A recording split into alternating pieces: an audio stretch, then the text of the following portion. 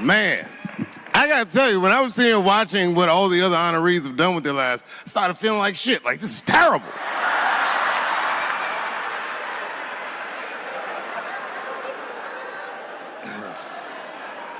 And then Bobo brought me up and started out good with that Ali picture, and then it just, whew. But that coloring book that was in the picture, I know the Ali's are here, that coloring book, my mother has it. And Champ, he signed it. You know, the greatest, he signed Muhammad Ali. And his sparring partner was there that day. And his sparring partner signed it, said the next heavyweight champion of the world, Larry Holmes. And he was. And 2-year-old Dave Chappelle colored all in that shit and just ruined the book.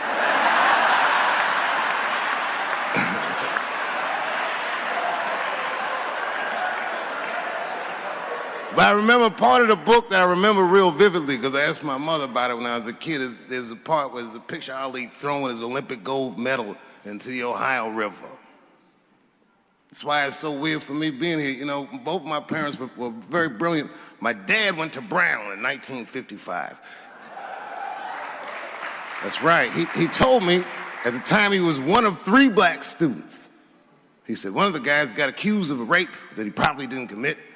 And the other guy killed himself, and Dad said, and I left.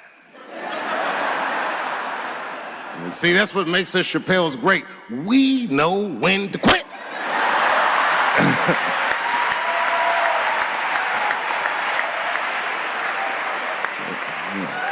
We all just live to fight another day.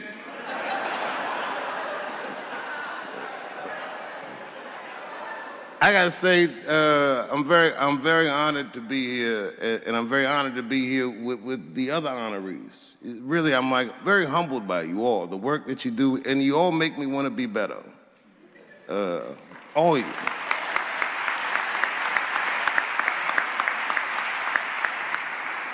And you know, I was gonna stop doing stand-up for a while because 4 comedy specials in a year is like, that's a lot, you know. But you know, shout out to my colleagues in comedy.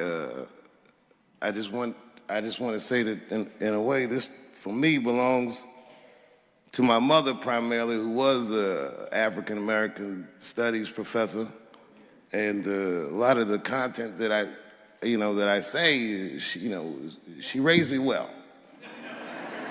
I'm not an uninformed person. But also, you know, my colleagues in comedy, like comedians have been getting beat up pretty bad recently, and we're somehow nowadays expected to speak with the precision of attorneys or politicians. We are not. I always think of James Baldwin. You know, James Baldwin was one of my favorite writers because he managed to tell white people what they feel like to be around.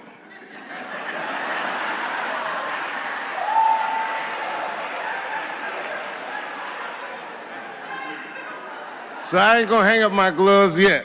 I think I got one more special in me. So to quote Baldwin, God gave Noah the rainbow sign. It's no more water, it's the fire next time. Thank you very much. And so if you would, please join me in welcoming Dave Chappelle home again.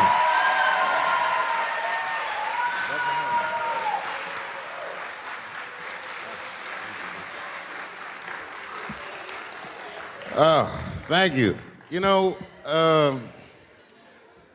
I speak for a living, and I'm a little nervous today. I wanted to say thank you, Mr. President, and thank you, Bishop Green, and thank everyone at Allen University for hosting me today, because it feels special, right? When I think of this great grandfather that I've heard about in my life, but never actually touched his legacy. So it's like the product of his loins coming to meet the product of his work. And it's an important day for me personally. And I know a lot of you guys are students, and I just want to tell you I'm the first person in my family to not go to college. And as the president has told you, I've done outstanding in spite of that.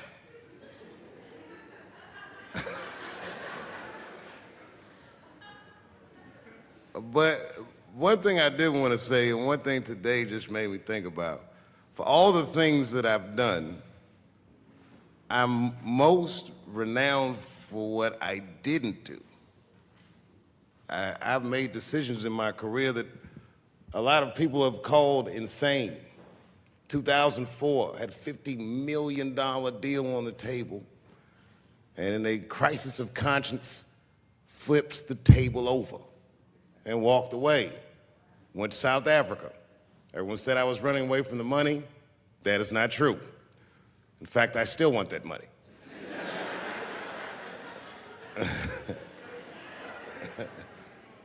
The idea that I wanted to just share with you guys is the idea that sometimes you do what you think is best, whether anybody understands it or not. I heard a story about my father where someone told me he used to do statistics for a company in D.C. The company he did statistics for started doing business with the South African government, so he quit his job. It's caused a lot of problems between him and his wife. It's hard for a man when he can't provide for his family the way he wants to, and he suffered through it. And a generation later, when I had my crisis of conscience, I was able to go to a free South Africa and get away from the heat. This idea that what you do in your lifetime informs the generations that comes after you is something I keep thinking about, something that is so much bigger than just ourselves. And today I'm standing in front of you guys, and I know you guys are like, oh, I know you're bored. But I see family of mine in the front row some who I've never met, and I just realize how all of us are connected. That my great-grandfather built something more substantial than buildings. He built a community, and he built, more importantly than a community, he built a way. You know, so I'm very grateful. Very grateful. Hello, police. I just saw him saying, you know what I mean? He's standing over like, so this is what black people talk about.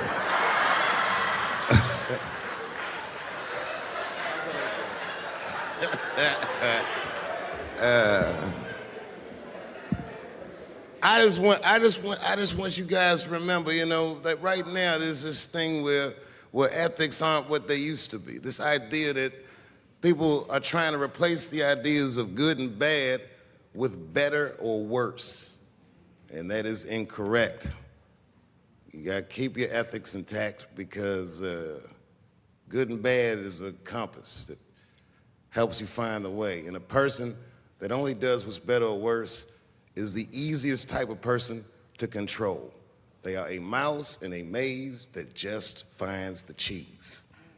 But the one who knows about good and bad will realize that he's in a maze.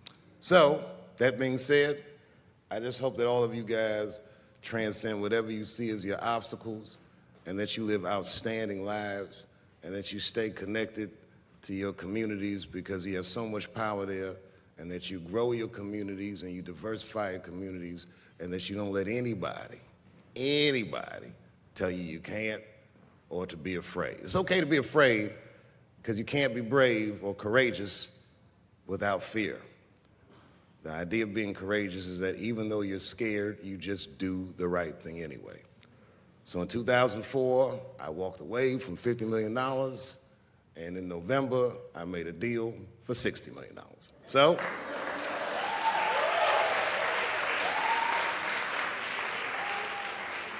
although I am not the most famous comedian of my time, I would like to know what their great-grandfathers did. I'm very proud today. Thank you very much.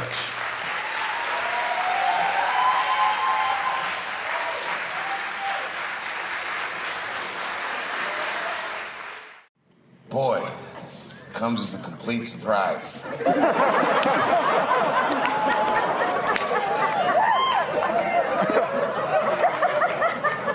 I mean, I read all the reviews, and they said so many terrible things. They were embarrassed for me. I had lost my way. It wasn't even worth watching.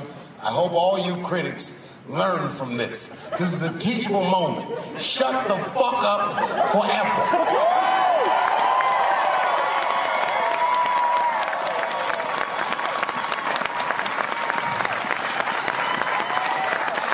Two in a night. These aren't them. These are the ones I won for the other ones, motherfucker. I would like to thank my editor who was nominated. Unfortunately, he did not win, but I couldn't have been more honored to work with Jeff Urin.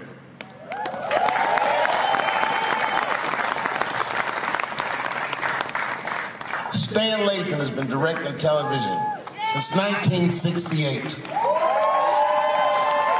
Any show that I watched when I was growing up, he directed it. From Sesame Street to Sanford and Son to Good Times to Everything Black. And finally, you motherfuckers finally gave him an Emmy tonight. He deserves so much more, but I'm glad you came around.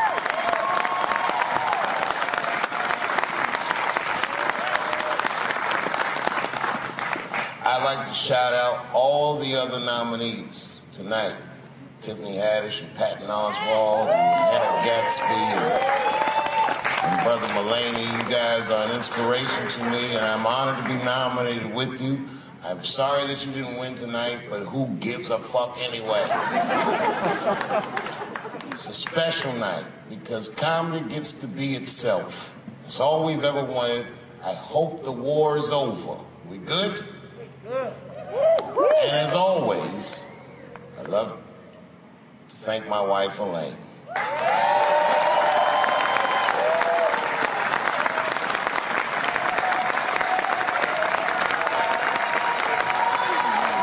That's right.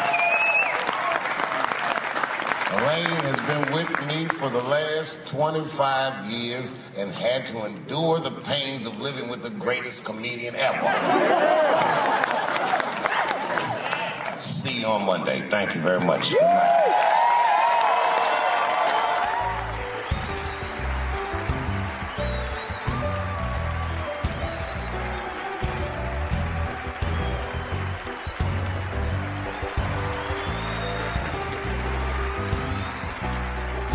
Thank you.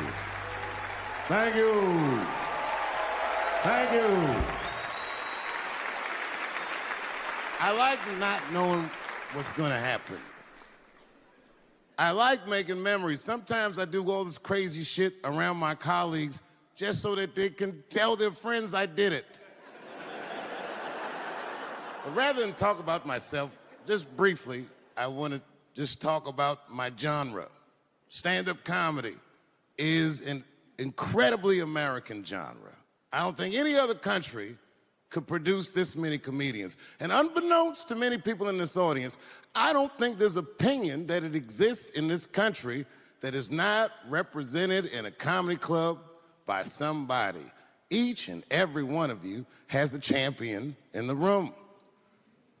We watch you guys fight, but when we're together, we talk it out. I know comics that are very racist, and I watch them on stage, and everyone's laughing, and I'm like, that motherfucker means that shit. Don't get mad at them, don't hate them. We go upstairs and have a beer, and sometimes I even appreciate the artistry that they paint their racist opinions with. Man, it's not that serious. The First Amendment is first for a reason. The Second Amendment is just in case the first one doesn't work out. We gotta let some air out of the ball, man. The country's getting a little tight. It doesn't feel like it's ever felt in my lifetime. So tonight, I am honored that my colleagues are here. In comedy, and in music.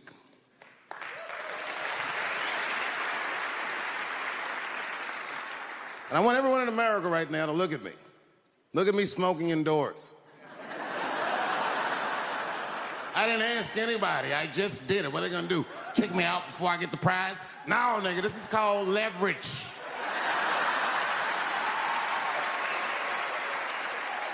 The thing that I liked best about tonight was that I saw so many people from different parts of my life, like friends that I grew up with here in D.C., friends of mine from Ohio then and now, friends of mine from comedy clubs, all the fucking musicians that blew my mind. You guys have no idea how you inspired me. I want to give a special shout out to my OG, Tony Woods. Miles Davis has a quote. It's one of my favorite. Miles Davis said so much cool shit, but one of the things he said I always loved, he said, it took me years to learn how to play like myself.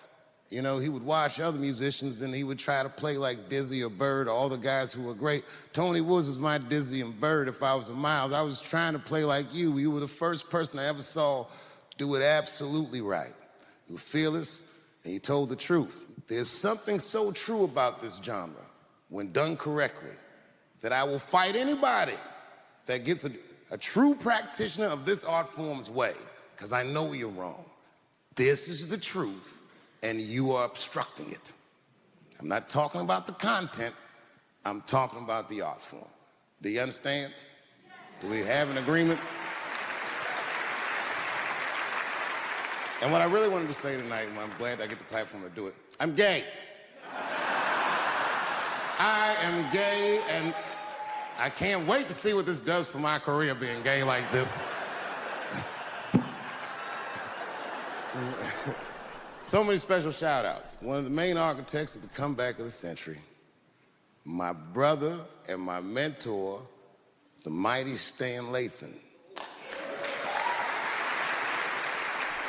I never dreamed that I would be able to work with someone as great as you. These last 5 specials, straight fire. I wouldn't want to do another special with anybody else but you. So eat your motherfucking vegetables and live as long as you can, because we doing a few more of these bitches. Neil Brennan, your speech made me cry, because it reminded me of all those hard days of work and all that money I never got for it. The other real special shout out I gotta make, because none of this would have been possible on any level without this person, is my mother. Mom. My mother. Mom. You have no idea what I put this woman through. If you had just given birth to me, that would have been more than enough. But the fact that she raised me and raised me well, we had a real oral tradition in our house. I knew the word griot when I was a little boy. A griot was a person in Africa who was charged with keeping the stories of the village. Everyone would tell a griot the stories, and they would remember them all so that they could tell future generations. And when they got old, they'd tell them to someone else. And they say in Africa, when a griot dies, it's like a library was burnt down. And my mother used to tell me, before I ever thought about doing comedy, she said, you should be a griot. And she'd fill me with every story of black life. You know, she's educated in African-American studies, and she would let me understand the context that I was being raised in, that I'm being raised in a hostile environment that I have to tame. By the time I was 14 years old, I was in nightclubs, mastering an adult world. It was terrifying. The crack epidemic was going on, and my mother would hear gunshots outside and be scared to death. Maybe it's my son. But early in my career, if you remember, Mom, you used to sit in the club with me. She'd do a full day of work. You'd be back there falling asleep, just waiting for me to go on. She would watch my show every night. Do you know how long that car ride is home?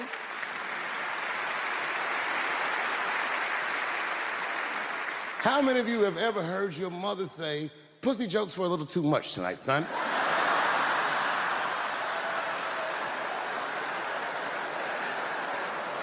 I was a soft kid. I was sensitive, I'd cry easy, and I would be scared to fist fight. And my mother used to tell me this thing. I don't even know if you remember, but you said this to me more than once. You said, son, sometimes you have to be a lion so you can be the lamb you really are. I talk this shit like a lion. I'm not afraid of any of you. When it comes word to word, I will gab with the best of them just so I can chill and be me. And that's why I love my art form, because I understand every practitioner of it. Whether I agree with them or not, I know where they're coming from. They want to be heard. They got something to say. There's something they notice. They just want to be understood. Love this genre. It saved my life. So tonight, Mom, I would like to honor you in a very special way that I cannot do on my own. But because now I'm a man with great and influential friends, I'd like to ask my man Thundercat to come out on the stage. Thundercat, the Mighty Most Def. Washington, D.C., thank you very much for giving me a home and a place to start. Today is officially Dave Chappelle Day in Washington, D.C. The mayor declared it last night.